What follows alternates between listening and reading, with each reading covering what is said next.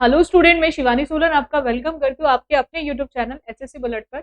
आज हम इस क्लास के अंदर अगेन एक नया क्लोज टेस्ट करने वाले हैं। ये जो क्लोज टेस्ट है, जैसे कि मैंने आपको लास्ट क्लास में भी सीपीयू का जो प्री का पेपर हुआ था अभी अक्टूबर में, 3 अक्टूबर के क्वेश्चंस को कराया था क्लोज टेस्ट के। आज आज हम करेंगे अगेन क्लोज टेस्ट सीपीयू के ही प्री के, लेकिन 4 अक्टूबर 2023 में जो पेपर हुए थे तीनों शिफ्ट के क्लोज टेस्ट को आज के हम क्लास में डिस्कस करने वाले हैं। मैंने आप बच्चों को हमेशा कहा है कि क्लोज टेस्ट के लिए कि बहुत सारे ऐसे स्टूडेंट्स होते हैं जिनको लगता है कि हमारा रीडिंग पार्ट बहुत अच्छा होना चाहिए तो हम क्लोज टेस्ट इजीली कर सकते हैं, बट ऐसा बिल्कुल भी नहीं है। क्लोज टेस्ट के लिए आपको रीडिंग से ज्यादा ग्रामर की जरूरत होती है, क्योंकि वहां पर अगर 5 क्वेश्चन आते हैं आपके क्लोज टेस्ट में, तो मैक्सिमम आप टाइम क्या देखेंगे, minimum 2 and maximum 3 questions completely based on grammar होते हैं। तो इसीलिए आपको ग्रामर की बहुत ज्यादा जरूरत होती है अगर आपको क्लोज टेस्ट को करना है, क्योंकि बच्चों आपको पैराग्राफ कैसा दिया होता है क्लोज टेस्ट में, इनकम्प्लीट पैराग्राफ दिया होता है, ब्लैंक फॉर्म में दिया होता है। अब यही ब्लैंक के लिए नीचे जो 4 ऑप्शन दिए होते हैं वो किससे रिलेटेड होंगे, अगेन रिलेटेड किससे होंगे, ग्रामर से रिलेटेड होंगे। तो वहां पर इसलिए हमारा जो ग्रामर का ये कह सकते हो वेटेज जो है वो बढ़ गई है, क्योंकि क्लोज टेस्ट में कहीं ना कहीं हमें ग्रामर की बहुत ज्यादा जरूरत होती है। बहुत सारे स्टूडेंट का ये वीकनेस है, मतलब बहुत ज्यादा बच्चों की कह सकते हो कि कमजोरी है क्लोज टेस्ट, जिसकी वजह से उन स्टूडेंट्स के रेगुलर मैसेज भी आते हैं कि मैम क्लोज टेस्ट में बहुत प्रॉब्लम आती है, किस तरह से हम क्लोज टेस्ट को करें। तो उन्हीं स्टूडेंट के लिए स्पेशली मैंने इस सेशन को स्टार्ट किया है, जो डेली बेसिस पे आपको इवनिंग में 6 बजे क्लास मिलेगी क्लोज टेस्ट की। तो आप सभी बच्चे मेरे साथ 6 बजे एसएससी बुलेट पे जुड़े क्लोज टेस्ट के लिए। और जिन स्टूडेंट की ग्रामर बहुत ज्यादा वीक है उनको सुबह 9 बजे क्लास मिलेगी गोल्डन रूल की। चलेगा, स्टार्ट करते हैं सेशन को। अगर हम फर्स्ट क्लोज टेस्ट की बात करें, it is said that everyone lives dash selling something. ऐसा कहा जाता है कि हर कोई व्यक्ति जी रहा है, ठीक है, कुछ ना कुछ बेच के, मतलब चीजों को बेचकर वो जीने का काम कर रहा है, ठीक है। अब आपको चेक करना है कि हम किस प्रिपोजिशन का यूज करेंगे, बाय का यूज करेंगे या फिर ओवर का यूज करेंगे, ऑफ का यूज करेंगे या फिर हम इनटू का यूज करेंगे। तो अब आपको चेक करना है सेलिंग समथिंग से पहले आप किस प्रिपोजिशन को यूज करेंगे। तो आपको ध्यान रखना है, अगर आप किसी भी चीज को करने के साथ साथ आप जीने की बात करो, यानी कि किसी चीज के द्वारा, तो वहां पे द्वारा के लिए हम लोग इंग्लिश में क्या यूज करते हैं, बाय, ठीक है। किसका यूज करते हैं, बाय का यूज करते हैं अगर आप किसी भी चीज की हेल्प से कुछ करने का काम कर रहे हो, ठीक है। तो वो किस तरह से जीते हैं, बाय सेलिंग समथिंग, कुछ ना कुछ चीजों को बेचकर जीने का काम करते हैं। चलिए नेक्स्ट आते हैं। नेक्स्ट देखो जरा, नेक्स्ट की बात करें, सेकेंड ब्लैंक के लिए जरा चेक करना आपको क्या होगा। What you can dash from this statement is that teachers live by selling knowledge। कि अब उसने बोला है कि आप इस चीज से क्या सीखते हो या फिर क्या अलग करते हो। अगर सेपरेट की बात करें तो सेपरेट का मतलब सभी को क्लियर है कि जब आप किसी भी चीज को अलग करने की बात करते हो। और अगर हम ड्राइव की बात करें, इसका मतलब होता है किसी भी चीज को प्राप्त करना, किसी भी चीज को प्राप्त करना। रिवाइव का मतलब आप इसको इस तरह से कह सकते हो, वाइव से याद कर सकते हो, वाइव्स आती हैं, वाइब्रेंट मोड पे आ जाते हैं, यानी कि जो आपको ये दिखाता है कि आप जीवित हो, यानी कि दोबारा से जीवित होना, ठीक है, जैसे पुनः जीवित बोलते हैं, फिर से जीवित करने की बात की जाती है, दैट इज रिवाइव। और चूज आपको सेलेक्ट करने की बात की जा रही है। अब देखो किस तरह से हम चीजों को बेचकर जीने का काम कर रहे हैं। एक टीचर कैसे जी रहा है, अपनी नॉलेज को बेचकर, है ना। फिलोसफर कैसे जी रहा है, अपनी विजडम यानी कि बुद्धिमानता को बेचकर जी रहा है। Priest earn their living by selling spiritual comfort. जैसे आप जाते हैं ना पुजारियों के पास, तो अपनी वो चीजें बताते हैं, किस तरह का उपाय करो, ऐसे करो तो आपके साथ इस तरह से चीजें हो जाएंगी। तो हर व्यक्ति समाज के अंदर जी रहा है, कुछ ना कुछ चीजों को बेचकर ही जीने का काम कर रहा है। तो अब इन सब से हम क्या कर सकते हैं, इन सब चीजों से, इन सब स्टेटमेंट से हमें चीजें पता चल सकती है, हम चीजों को हम पता कर सकते हैं, यानी कि प्राप्त करना। यहाँ पे हम लोग क्या यूज करेंगे, दैट इज प्राप्त करना, ठीक है, क्योंकि अलग करने की तो बात नहीं है भाई। एक टीचर अपनी नॉलेज को बेच के जी रहा है, एक फिलोसफर अपनी विजडम को बेच के जी रहा है, ठीक है, और एक आपका जो प्रिस्ट है वो अपनी किसको बेच के जी रहा है, जो भी उसके स्पिरिचुअल, ठीक है, नॉलेज है, उसको कहीं ना कहीं कंफर्ट को सेलिंग करके जीने का काम कर रहा है। तो इस तरह से सारी चीजें चल रही है। तो इन सब चीजों से हमें चीजें क्या पता चलेंगी, पता करने का मतलब होगा कि हमें कहीं ना कहीं चीजों का ज्ञान होगा। ठीक है, तो वहां पे अगेन जीवित करने की बात नहीं है, चूज करने की बात नहीं है। तो इसीलिए हम इजिली इन तीनों ऑप्शंस को हटा सकते हैं, जिसको एलिमिनेट बोलते हैं, यानी कि हम उनको हटाने का काम कर सकते हैं। चलेगा, नेक्स्ट आते हैं। अब आता है पॉइंट नंबर थर्ड ब्लैंक के लिए जरा चेक करो क्या होगा। ये हमारे ऊपर ही बना हुआ है, हम लोगों की जो लाइफ है उसी से रिलेटेड ये पैराग्राफ पूछा गया है। देखो एग्जाम्स के अंदर जो क्लोज टेस्ट आते हैं कहीं ना कहीं हमसे कनेक्टेड ही तो होते हैं। ठीक है, जैसे इसने बोला दो it may be possible to measure the value of material goods in terms of money. ऐसा मतलब यदि भी ऐसा हो सकता है कि हमें पॉसिबल है कि हम माप सकते हैं चीजों को। ठीक है, लेकिन इट इज एक्सट्रीमली डिफिकल्ट, लेकिन ये हमारे लिए बहुत ही मुश्किल भरा होने वाला है। क्या? ठीक है, the true value of the services which people perform for us, कि एक जो सही है, जो सच है, किसकी चीज को लेकर वैल्यू, जो सर्विसेज यानी कि जो सेवाएं हमें दी जाती हैं हमारे लिए, तो उनका अनुमान लगाना कहीं ना कहीं हमारे लिए बहुत ही मुश्किल है। ठीक है, बहुत ही मुश्किल है। हम पॉसिबल तो है, हम मेजर कर सकते हैं, मापने का काम कर सकते हैं, लेकिन आपके लिए बहुत डिफिकल्ट होने वाला है कि ट्रू वैल्यू को, जो भी सर्विसेज आपको दी जाती हैं, ठीक है, उनको क्या करना, एक्सटोर्ट करना, मॉक करना, कंसील करना या एस्टिमेट करना। एक्सटोर्ट को आप टॉर्चर से याद कर सकते हो, जब कोई व्यक्ति आपको बहुत ज्यादा टॉर्चर कर रहा है। तो एक्सटॉर्ट का मतलब होता है जब कोई आपको कहीं ना कहीं, जैसे कह सकते हो कि वो धमकी देने का काम कर रहा है, डराने का काम कर रहा है, तो वहां पे यूज करते हैं। धमकी से कोई चीज मांगने की बात की जा रही है। मॉक का मतलब मजाक से होता है।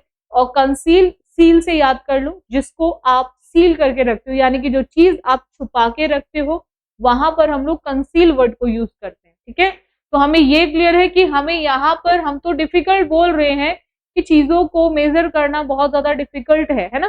तो यहाँ पर एक्सटॉर्ट यानी कि कोई हमें धमकी तो दे नहीं रहा है, तो धमकी का तो कोई मतलब नहीं, कोई टॉर्चर तो हमें कर नहीं रहा है, तो टॉर्चर से रिलेटेड नहीं है। मॉक कोई मजाक भी नहीं बना रहा है हमारा, और कोई चीज छुपी हुई भी नहीं है। सिर्फ हमें इसका मूल्यांकन करना, यानी कि केवल हमें उसका एक मतलब कह सकते हो जैसे इमेजिन करना, ठीक है, एक एस्टिमेशन लगाना हमारे लिए क्या है, ये बहुत ज्यादा मुश्किल भरा है कि हम उसको सोचे, उसकी कल्पना करें, तो इसके लिए हमारे लिए थोड़ा सा मुश्किल होगा। नेक्स्ट आते हैं, फोर्थ ब्लैंक के लिए चेक करना आपको क्या यूज होगा। अब उसने बोला है क्या, फोर्थ ब्लैंक के लिए जरा ध्यान से पढ़ेंगे। उसने बोला है कि जो there are times when we would dash give everything we possesses to save our life, कि समय होता है सभी के पास, ऐसा सभी के साथ समय आता है जब हमें क्या करना होता है कि जो भी हम चीज है वो दे देते हैं। कैसी चीजों को दे देते हैं, जो कहीं ना कहीं हमने अपने जीवन को बचाने के लिए अपने पास रखी थी। ठीक है, और yet we might grudge paying a surgeon a high fee for offering us precisely the same service। कभी कभी ऐसा होता है कि हमने चीजों को सेव करके रखा है अपने फ्यूचर के लिए, ठीक है, और फिर भी हम चीजों को जरूरत पड़ने पर हम उनको किस तरह से दे देते हैं। थॉरली का मतलब होता है जब आप बात करते हो पूरी तरह से की बात की जाए, अच्छी तरह से, परफेक्ट, जब कोई व्यक्ति किसी काम को बहुत अच्छे से करने का काम करता है। थॉटफुली का मतलब जब कहीं ना कहीं आप सोच विचारने की बात कर रहे हो, तो हम किस तरह से चीजों को देते हैं, अपनी खुद की इच्छा से देते हैं। तभी जो हमने सेव कर रखी थी हमने अपनी इच्छा से दे दिया, और जब कोई काम आप अपनी इच्छा से कर रहे होता है तो इज विलिंगली, तो willingly is the correct one. इतना क्लियर हो गया। तो यहाँ पर हम लोग किसका यूज करेंगे, विलिंगली का यूज करेंगे। नेक्स्ट आते हैं, नेक्स्ट पॉइंट देखो जरा, फिफ्थ ब्लैंक के लिए जरा आपको चेक करना है कि आप क्या यूज करेंगे। उसने क्या बोला है कि बच्चों कि the dash of society are such that skills have to be paid for in the same way that goods are paid for at a shop।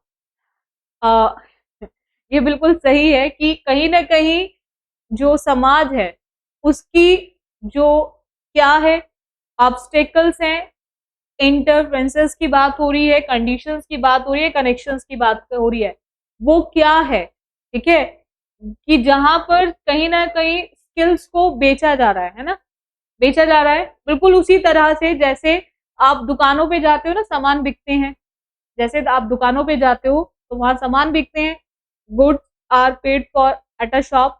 तो ऐसे ही स्किल्स को भी कहीं ना कहीं बेचने का काम किया जा रहा है, बिल्कुल वैसा ही है। तो अब यहाँ पर पॉइंट क्या आता है कि ये सोसाइटी की क्या है, ऑब्स्टेकल होता है जो आपको कहीं ना कहीं ऑब्जेक्शन के उसमें आए, यानी कि जो रुकावटें होती हैं, हर्डल्स होती है, बाधाएं होती हैं, वहां पे यूज करते हैं हम ऑब्स्टेकल। इंटरफेयर करने की आदत होती है ना कुछ लोगों को, दखल अंदाजी की, इंटरफेयर, तो इंटरफेरेंसेस का मतलब वही है, दखल अंदाजी से ही रिलेटेड है। अब ऐसी सोसाइटी का ऐसे सोसाइटी की हर्डल है, दखल अंदाजी है, या फिर कंडीशन है, स्थिति है, या फिर ऐसा कोई कनेक्शन है, जुड़ाव है। तो अब देखो यहाँ पर बिल्कुल हम अपने स्किल्स को बेच रहे हैं, बिल्कुल वैसे ही जैसे शॉप पे सामान बेचा जाता है। तो ये सोसाइटी की क्या हो गई, स्थिति हो गई ना, ये सोसाइटी की क्या हो गई भाई, समाज की क्या हो गई, स्थिति हो गई। तो ये किसके बारे में बताता है, कंडीशंस के बारे में बताता है। तो करेक्ट वन क्या हो जाएगा, कंडीशंस। बोलो इतना क्लियर हो गया सभी को।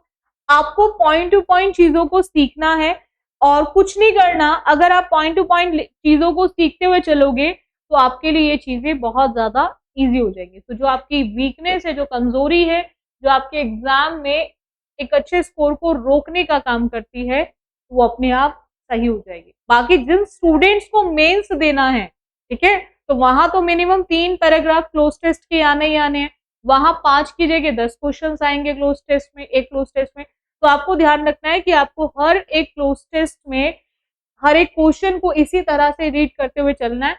स्टार्टिंग में आप प्रैक्टिस करोगे, धीरे धीरे धीरे धीरे ये आपका टाइम कम होता चला जाएगा।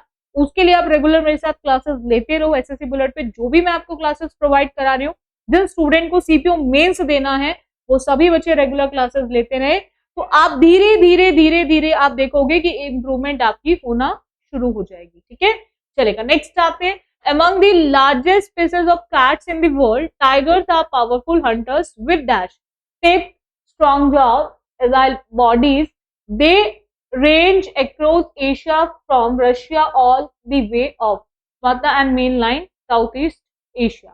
अब देखो उसने बोला है कि बहुत सारी कहीं ना कहीं जाति प्रजातियां जो हैं, उनमें सबसे ज्यादा कैट की उसमें अगर वर्ल्ड की बात करें तो सबसे ज्यादा जो ताकतवर है वो टाइगर है। क्यों? क्योंकि उसके जो तेत हैं, जो जॉ है, ठीक है, और जो बॉडी है वो बहुत ज्यादा कैसी है, स्ट्रॉन्ग है। तो यहाँ पर आपको चेक करना है कि ये सब क्यों है, वो क्यों पावरफुल माना जाता है। उसका रीजन लॉन्ग टेथ है, उसका रीजन स्मॉल टेथ है, उसका रीजन ब्लंट टेथ है, या फिर शार्प टेथ है। उसके टेथ तो लॉन्ग कैसे होते हैं, उसके टेथ कैसे होते हैं, दांत कैसे होते हैं, उसके शार्प होते हैं। तो यहाँ पर क्या आ जाएगा, sharp is the correct one. बोलो इतना क्लियर हो गया, चलेगा। नेक्स्ट आते हैं। अब उसने बोला है कि आज से नेक्स्ट उसमें देखेंगे कि जो रिसर्चर्स हैं still have much to learn, उनको अभी भी सीखना है। वो क्या, dash these beautiful endanger dash, अब विद, इनटू, अबाउट या फिर अलोंग। अब देखो यहाँ पे हम बात कर रहे हैं किसकी, दीज ब्यूटीफुल की बात कर रहे हैं, दीज ब्यूटीफुल्स की बात कर रहे हैं, ठीक है। तो उनको सीखना है किसी भी चीज के बारे में, वो क्या है, ब्यूटीफुल एंडेंजर की बात की जा रही है। विद का यूज बच्चों वहां किया जाता है जहां पर हम बात करते हैं कि आप कोई भी काम कर रहे हो किसी भी चीज की हेल्प से, मैं आपको पढ़ा रही हूँ एक मार्कर की हेल्प से, वहां पर हम लोग विद का यूज करते हैं, है ना, कि एक मार्कर का यूज करके पढ़ाया जा रहा है, एक पेन का यूज करके लिखा जा रहा है। अगर मैं इनटू की बात करूं तो इनटू का यूज होता है, जैसे आपने देखा होगा कि जब हम मूवमेंट करते हैं, जब हम क्या करते हैं, मूवमेंट करते हैं, यानी कि कहीं ना कहीं एक मूवमेंट होता है जहां एंट्री होती है, ठीक है, कि क्लासरूम में आ जाओ, वहां हम इनटू का यूज करते हैं। और अलोंग का यूज होता है विद के साथ, अलोंग विद किसी चीज के साथ के लिए यूज किया जाता है। तो जब हम किसी भी चीज के बारे में बताने की बात करेंगे तो डिस्क्राइब करने के लिए वहां पर हम लोग किसका यूज करेंगे, अबाउट का। किसका यूज करेंगे, अबाउट का। चलेगा, नेक्स्ट आते हैं। अब थर्ड ब्लैंक के लिए जरा आपको चेक करना है कि क्या यूज होगा। अब उसने बोला है कि एंडेंजर्ड डैश, अब क्या है वो, रैबिट्स हैं, कैट्स हैं, एलिफेंट्स एंड डॉग्स हैं। मैं आपको हमेशा बोलती हूँ कि 1 से 2 क्वेश्चंस तो क्लोज टेस्ट में ऐसे होते हैं जिनके आंसर्स आपको ऑलरेडी क्लोज टेस्ट के अंदर दिए गए होते हैं, जिनके आंसर्स आपको ऑलरेडी क्लोज टेस्ट के अंदर दिए गए होते हैं। ये इस तरह के क्लोज टेस्ट आपको एग्जाम्स में ये एग्जाम का ही क्वेश्चन है, ये कोई अपना बनाया हुआ क्वेश्चन तो नहीं है, मेरा बनाया हुआ क्वेश्चन तो नहीं है, तो आपके अभी लेटेस्ट एग्जाम का ही क्वेश्चन है, मतलब इसी मंथ में अक्टूबर में ही एक पेपर हुआ था, उसी से रिलेटेड क्वेश्चन है। तो पॉइंट क्या आता है बच्चों कि यहाँ पर अब हम ऊपर बात कौन से स्पीसीज की कर रहे हैं मुझे बताओ, कैट्स की बात कर रहे हैं ना, हम कैट्स की बात कर रहे हैं। क्या हमने कहीं पे रैबिट्स पढ़ा, हमने कहीं पे एलिफेंट्स पढ़ा, क्या हमने कहीं पे डॉग्स पढ़ा? तो जब हमें पैराग्राफ में एलिफेंट्स, डॉग्स, रैबिट्स दिया ही नहीं है तो क्या हमारा ये आंसर हो सकता है? भाई एंडेंजर्ड कौन है? दैट इज कैट्स, जिनके बारे में हम डिस्कस कर रहे हैं पैराग्राफ के अंदर। तो यहाँ पर आप रैबिट्स को, यहाँ पर एलिफेंट्स को, डॉग्स को आप आसानी से हटा सकते हो। बचता क्या हमारा? Cats. Cats is the correct. इसके लिए हमें कोई मेहनत थोड़ी ना करनी है, हमें कोई किसी मेहनत की जरूरत है बिल्कुल भी नहीं। हमने पैराग्राफ में देखा है, कैट्स के बारे में पैराग्राफ चल रहा है तो उसी से रिलेटेड होगा, तो यानी कि हमारा आंसर ऑप्शन क्या हो जाएगा? सेकंड हो जाएगा। चलेगा, नेक्स्ट आते हैं। अब देखो जरा फोर्थ ब्लैंक के लिए जरा चेक करो आप बच्चे क्या आएगा।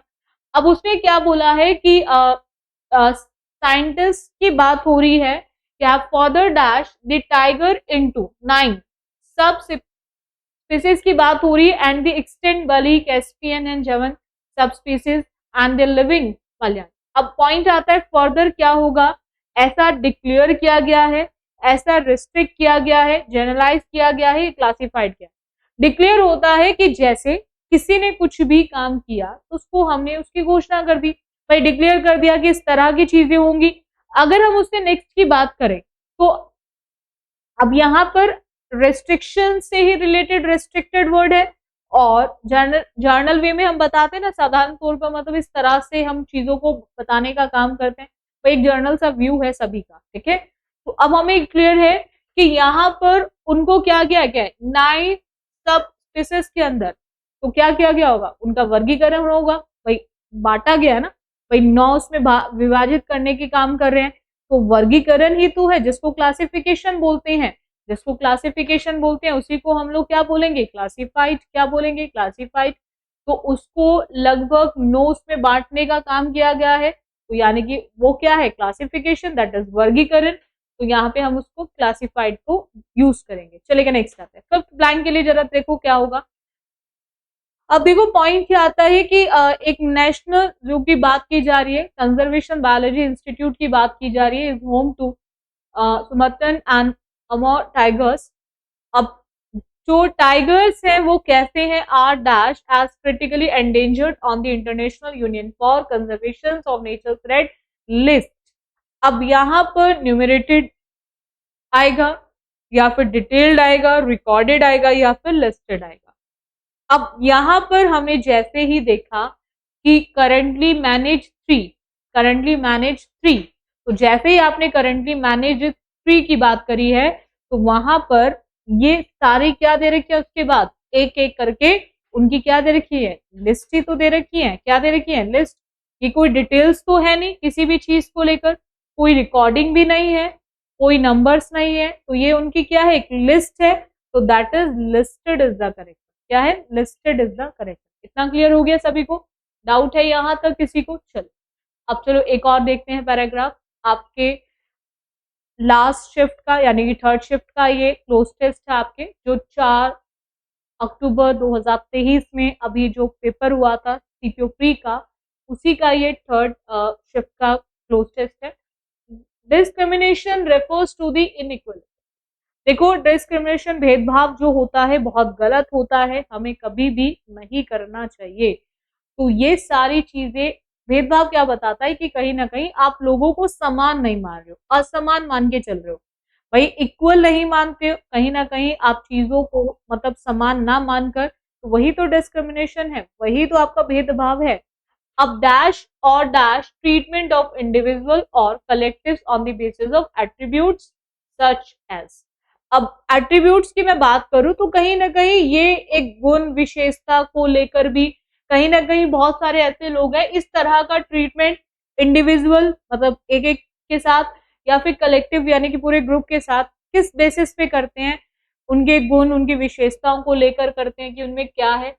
कुछ ऐसे भी होते हैं जो सेक्स को लेकर भी करते हैं, कुछ ऐसे भी लोग होते हैं जो एज को लेकर करते हैं, और कुछ ऐसे भी लोग होते हैं जो कहीं ना कहीं सेक्सुअल ओरिएंटेशन को लेकर करते हैं। ठीक है, कहीं किसी भी चीज की और कहीं ना कहीं वो झुकाव है उस चीज को लेकर करते हैं। मतलब कहीं ना कहीं भेदभाव के बहुत सारे कारण होते हैं जिसकी वजह से भेदभाव किया जाता है हमारे समाज के अंदर। एक घर में भी होता है भेदभाव, बहुत सारे घरों में भी करते हैं, हमारे समाज में भी चलता है भेदभाव। तो उसके कारण बहुत सारे हैं, विशेषताएं हैं, उसकी विशेषताएं के साथ साथ कहीं ना कहीं एक सेक्स के उस पे भी किया जाता है, जेंडर के मतलब बात करें, एज के उस पे भी किया जाता है। अब इसके लिए हम किस वर्ड को यूज करेंगे कि जहां इनइक्वालिटी की बात की जा रही है, तो सिस्टमैटिक है ये, बाइज्ड है, पैथेटिक है या ट्रेजिक है। देखो, पैथेटिक का मतलब पाथ से याद कर सकते हो, जैसे बहुत सारे ऐसे लोग होते हैं जिनको अपनी लाइफ में अपना पाथ यानी कि एम क्लियर नहीं है, उनको लाइफ में करना क्या है। तो ऐसे लोगों की लाइफ हमेशा पैथेटिक होती है, यानी कि दुख से भरी हुई रहती है। किसी काम को आप एक सिस्टम से कर रहे हो, किसी भी काम को आप एक सिस्टम से कर रहे हो, तो वहां पे हम सिस्टमेटिक का यूज करते हैं। ठीक है, और बायस्ड मतलब जब कहीं ना कहीं आप किसी एक उसको लेकर कर रहे हो, है ना, बोलते हैं ना ये जो आप कर रहे हो ये बायस्ड होके कर रहे हो, कहीं ना कहीं एक और की तरफ होकर, मतलब कहीं ना कहीं पूरी तरह से आप झुकाव है उसी की साइड। तो ये सब इसीलिए तो होता है। तो यहाँ पर हम लोग किसका यूज करेंगे, बायस्ड का यूज करेंगे। किसका यूज करेंगे, बायस्ड। अगर मैं ट्रेजिक की बात करूं, अगर मैं ट्रेजिक की बात करूं तो ट्रेजिक का मतलब पैथेटिक ये दुखद वाली कंडीशन होती है। जैसे पैथेटिक लोग जो बहुत ज्यादा दुखी होते हैं, ऐसे ही ट्रेजिक में भी क्या होता है, दुखद उसकी बात की जाती है। नेक्स्ट आपने सेकंड ब्लैंक के लिए जरा चेक करो क्या यूज होगा। अब उसने बोला है कि studies have indicated that the perception of discrimination can dash a series of stress induced alterations in an individuals mental, कहीं ना कहीं साइकोलॉजिकल बिहेवियरल रेस्पॉन्सेज, ये सब कहीं ना कहीं उसकी स्टडी में बताए गए हैं चीजें। ठीक है, तो डिस्क्रिमिनेशन कैन डैश क्या है, ये उसको सपोर्ट करता है। ठीक है, इंस्पायर करता है, ट्रिगर करता है या फिर मोटिवेट करता है। अच्छा, इंस्पायर वो चीज होती है, उस चीज से हम होते हैं जो चीज अच्छी होती है। हम किससे होते हैं भाई, भाई इंस्पायर हम उस चीज से होते हैं जो चीज अच्छी होती है। तो डिस्क्रिमिनेशन भेदभाव अच्छी चीज है, तो क्या सपोर्ट आ सकता है, पॉजिटिव वर्ड आ सकता है, इंस्पायर पॉजिटिव वर्ड आ सकता है, क्या मोटिवेट पॉजिटिव वर्ड आ सकता है, नहीं आ सकता ना, तीनों कैसे वर्ड है, पॉजिटिव वर्ड है। तो कुछ क्वेश्चंस ऐसे होते हैं जिसमें आप, ये मैं अलग अलग तरीके आपको बता रही हूँ एलिमिनेशन लगाने के क्लोज टेस्ट के अंदर। तो हम जानते हैं कि डिस्क्रिमिनेशन एक नेगेटिव वर्ड है, भेदभाव एक गलत चीज है, तो उसके लिए हम कभी भी पॉजिटिव वर्ड को यूज नहीं कर सकते। तो यहाँ पे सपोर्ट, इंस्पायर्ड, मोटिवेट खत्म, तो बचता क्या है, that is third, trigger is the correct one. ठीक है, चलेगा नेक्स्ट आते हैं। अब थर्ड ब्लैंक के लिए जरा यूज करो क्या यूज होगा। अब उसने बोला है कि इसमें क्या होता है, experience of stress is known to elicit unfavorable emotional reactions including but not limited to। देखो, elicit का मतलब होता है, एक होता है illicit, ILLICIT, illicit जिसका मतलब होता है इलीगल, जिसका मतलब होता है इलीगल। इलीगल मतलब होता है जब कोई काम आप कानून के विरुद्ध जाके कर रहे हो, जिसको आप बोलते हो गैर कानूनी। और एक होता है एलिसिट, एलिसिट का मतलब होता है इंफॉर्मेशन निकलवाना, इंफॉर्मेशन निकलवाना, कोई भी सूचना किसी से भी निकलवाना। तो यहाँ पर एक्सपीरियंस है स्ट्रेस का, तनाव का, जिसको जाना जाता है किस उससे, known to elicit unfavourable emotional reaction, कि आप कहीं ना कहीं किसी के जो भी इमोशनल है, जो भी आपकी भावनाएं हैं, उससे रिलेटेड इमोशंस को आप बाहर निकलवाने का काम कर रहे हो, including but not limited to dash. But इसका मतलब ये नहीं है क्या कि डेथ की बात की जा रही है, एंजाइटी की बात की जा रही है, डीपनेस की बात की जा रही है, या इम्पेयरमेंट की बात। डेथ का मतलब तो मृत्यु से हो गया, और जब चीजें आपको पेयर में ना मिले तो ये कब होती है, जब आपको हानि हो रही है, ठीक है। और डीफ होते हैं ना, जो बिल्कुल भी सुनते नहीं है, बहरे होते हैं, तो डीफनेस का मतलब होता है बहरापन, ठीक है। तो हम बात कर रहे हैं इमोशनल रिएक्शंस की। ये सब चीजें कब होती हैं? जब कहीं ना कहीं हम कष्ट में होते हैं, that is anxiety is the correct. जब हम किस में होते हैं? पेन में होते हैं, कष्ट में होते हैं, तनाव में होते हैं, ठीक है। तो स्ट्रेस का ही रीजन है। नेक्स्ट आते हैं फोर्थ ब्लैंक के लिए, जरा चेक करेंगे आप बच्चे क्या होगा। उसने बोला furthermore anxiety has been. अब देखो आगे ना आंसर एक और, मैंने क्या बोला था, कुछ क्वेश्चंस के आंसर्स ऑलरेडी आपको पैराग्राफ में दिए गए होंगे। अब देख रहे हो ना, ऊपर वाले का आंसर इसमें आगे दे दिया। अगर आप उसको ढंग से पढ़ोगे तो आप बच्चे देखोगे कि कुछ क्वेश्चंस के आंसर्स ऑलरेडी पैराग्राफ में दिए गए होते हैं। अब यहाँ पर यही तो पॉइंट है, ठीक है। Anxiety has been linked to a rise in health compromising behaviour such as smoking, drinking. इसमें आगे क्या बताया गया है कि जो तनाव होता है, जो तनाव होता है वो कहीं ना कहीं लिंक किया गया है। किसके साथ उसको लिंक किया गया है? कि वो बढ़ा रहा है हेल्थ कॉम्प्रोमाइजिंग बिहेवियर को, कि लोग अपनी हेल्थ के साथ कॉम्प्रोमाइज करने लगे। किस तरह से कॉम्प्रोमाइज कर रहे हैं? वो स्मोकिंग करने लग गए, है ना, या ड्रिंकिंग करने लग गए, and dash drug use while simultaneously causing a dash। अब देखो पॉइंट क्या आता है कि यहाँ पर कि वो स्मोकिंग कर रहे हैं, ड्रिंकिंग कर रहे हैं और उसके साथ साथ ड्रग यूज कर रहे हैं। अब मुझे बताओ कि ड्रग यूज के लिए क्या हम प्रिस्क्राइब्ड वर्ड यूज करेंगे, क्या हम मैंडेटरी यूज करेंगे, क्या हम इलिसिट यूज करेंगे, या फिर लेजिटिमेट वर्ड को यूज करेंगे? प्रिस्क्राइब्ड होता है, जैसे आप डॉक्टर्स के पास जाते हैं आप बच्चे, तो वो प्रिस्क्रिप्शन लिख के देता है, एक प्रिस्क्रिप्शन देता है, यानी कि वो दवा के बारे में उसमें बताता है आपको कौन सी मेडिसिन लेनी है, यानी कि जो आपको डॉक्टर बताने का काम करता है, बस इस मेडिसिन को लो तो आपकी दवा, ये दवाई आपकी बीमारी को दूर कर देगी, ठीक है। वहां पे प्रिस्क्राइब्ड वर्ड को यूज करते हैं। मैंडेटरी का मतलब होता है जो आपको करना ही है, यानी कि आप चाह के या ना चाह के आप उसको छोड़ नहीं सकते, क्योंकि आपको उसको करना ही पड़ेगा। और अगर मैं बात करूं इलिसिट की, तो मैंने अभी बताया लास्ट में उसमें कि एलिसिट मतलब होता है इंफॉर्मेशन निकलवाना, और इलिसिट का मतलब होता है कि जब कोई काम आप गैर कानूनी कर रहे हो। अब ड्रग को यूज करना, ड्रग्स को यूज करना, क्या ये काम कानून के हिसाब से चल रहा है? कैसा काम है ये? कैसा काम है? कहीं ना कहीं कानून के विरुद्ध जाके कर रहे हो, इट मींस इलीगल काम है ना, जिसको गैर कानूनी बोलते हैं, जिसको क्या बोलते हैं? गैर कानूनी। और लेजिटिमेट मतलब होता है जो चीज कानूनी तौर पर होती है। तो ड्रग का यूज करना कानून के विरुद्ध जाकर है, यानी कि कैसा काम है? That is illicit. कैसा काम है? इलिसिट, जिसको गैर कानूनी कहा जाता है। तो हमारा आंसर ऑप्शन क्या आ जाएगा? थर्ड, दैट इज गैर कानूनी। Illicit is the correct. इतना क्लियर है? चलेगा, नेक्स्ट आते हैं फिफ्थ के लिए। देखो जरा, उसने बोला है कि ड्रग यूज के बाद while simultaneously causing a dash in health promoting activities such as quality sleep and vigorous exercise, कि कहीं ना कहीं हमें क्या करना चाहिए? हमें ये राइज बढ़ा रहे हैं, अनफ्रूटफुल हैं। एक होता है फ्रूटफुल। फ्रूटफुल मतलब जो आपको फल देने वाला है। फल देने वाला कैसी चीज होगी? लाभदायक होगी।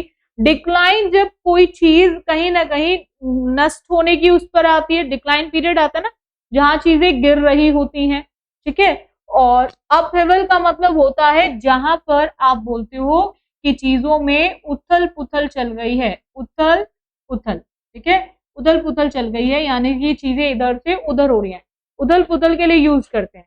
तो अब आपको ध्यान रखना है कि अगर आप इन सब चीजों को यूज कर रहे हो, इन सब चीजों को यूज कर रहे हो, जैसे स्मोकिंग भी कर रहे हो, ड्रिंकिंग भी कर रहे हो, ड्रग्स का भी यूज कर रहे हो, तो ये आपकी हेल्थ को बढ़ाएंगे या कम करेंगे? तो डेफिनेटली कैसा वर्ड आएगा? नेगेटिव वर्ड आएगा, that is decline. Decline is the correct one, decline is the correct one, ठीक है। इन हेल्थ प्रमोटिंग एक्टिविटीज, तो ये जो हमारी हेल्थ जिससे बढ़ सकती है, उन एक्टिविटीज को क्या करेंगे? कम ही तो करेंगे। कि आप अच्छी नींद लेना चाहते हो, एक्सरसाइजेस करना चाहते हो, इन सबको क्या करेंगे? वो नष्ट करने का काम करेंगे। इतना क्लियर हो गया आप सभी को? चलेगा, आप बच्चे ध्यान रखेंगे कि रेगुलर बेसिस पे आप बच्चे मेरे साथ जुड़े रहे एसएससी बुलेट पे, क्योंकि देखो तीन चीजों की सबसे ज्यादा प्रॉब्लम होती है बच्चों को, और ये तीनों चीजें आपके एग्जाम्स में आती नहीं हो सेक्शन, एक ग्रामर और एक वोकैबुलरी और एक आपका प्रैक्टिस पार्ट।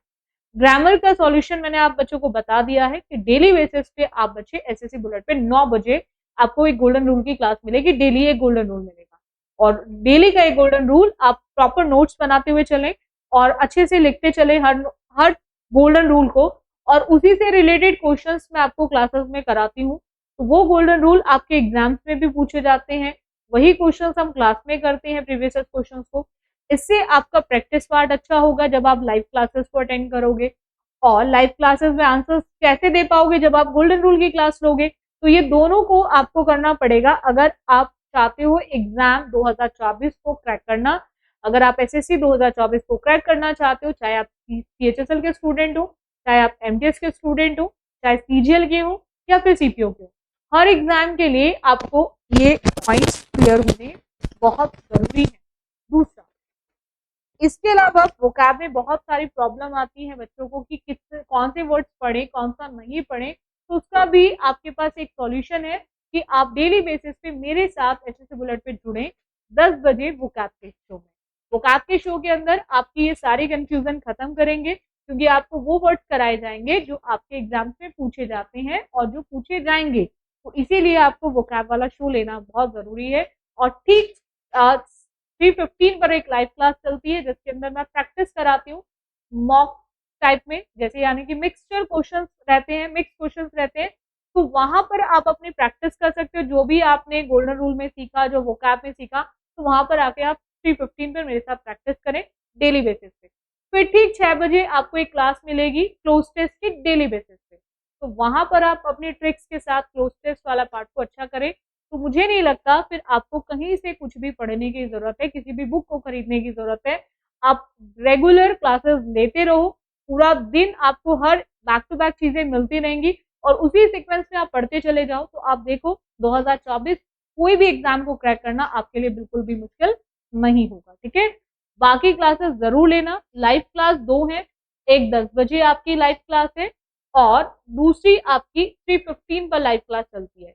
10 बजे वोकैब की लाइव है और 3:15 पर आपकी प्रैक्टिस वाली लाइव क्लास है। ठीक है, और इसके अलावा सुबह 9 बजे आपको गोल्डन रूल मिलेगा, ये रिकॉर्डेड क्लास है क्योंकि आपको सीखना है इसीलिए। और ठीक 6 बजे आपको क्लोज टेस्ट मिलेगा, ये भी रिकॉर्डेड क्लास है इसलिए आपको सीखना है।